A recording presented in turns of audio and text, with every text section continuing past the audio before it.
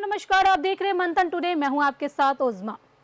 बिहार विधानसभा चुनाव 2025 ने कई चौंकाने वाले नतीजे दिए, लेकिन सबसे दिलचस्प तस्वीर उन सीटों पे दिखाई दी जहां मुस्लिम उम्मीदवार हिंदू बहुल इलाकों में जीत कर आए। कांग्रेस, आरजेडी और जेडीयू के उम्मीदवारों ने बीजेपी प्रत्याशियों को इन क्षेत्रों में हराया, जबकि इन सीटों की पहचान लंबे समय से हिंदू बहुल निर्वाचन क्षेत्र के रूप में रही है। यह नतीजा साफ बताता है कि बिहार की राजनीति अब केवल धार्मिक पहचान तक सीमित नहीं है। यह जातीय समीकरण, स्थानीय विकास, व्यक्तिगत छवि और सही उम्मीदवार चयन का खेल बन चुकी है।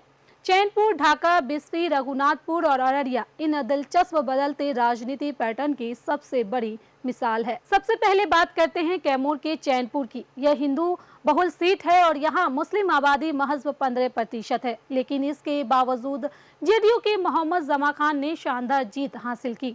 बीजेपी के बजाय आरजेडी भी यहाँ जमा खान के आगे नहीं टिक पाई और आरजेडी के बृज किशोर बिंद हार गए।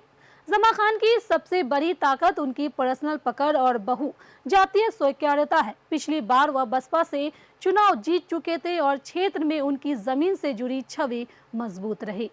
उन्होंने सिर्फ मुस्लिम वोट को नहीं, बल्कि ब्राह्मण, यादव, बिंद, कुर्मी, कोइमर जैसे समुदाय को भी अपने साथ जोड़ लिया।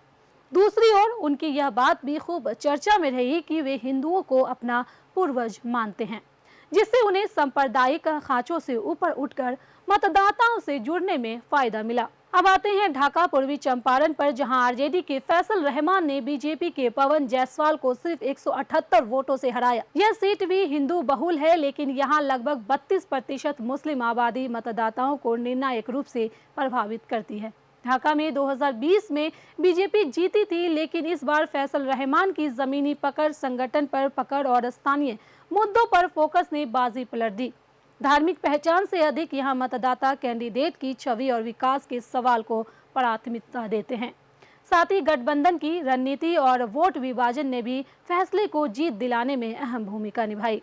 इसी तरह मधुबनी के बिस्फी में आरजेडी के आसिफ अहमद ने बीजेपी के हरिभूषण ठाकुर को शिकस्त दी। यह सीट पूरी तरह हिंदू बहुल है, लेकिन मुस्लिम आबादी करीब 40% है। 2020 में हरिभूषण ठाकुर जीते थे, पर इस बार आसिफ अहमद की मजबूत स्थानीय पैठ और आरजेडी की पारंपरिक पकड़ ने माहौल बदल दिया। बिस्फी में धर्म आधारित वोटिंग जरूर होती है, लेकिन इस बार विकास के मुद्दे, स्थानीय वादे और उम्मीदवार की छवि ने मुस्लिम के साथ साथ गैर मुस्लिम मतदाताओं को भी प्रभावित किया।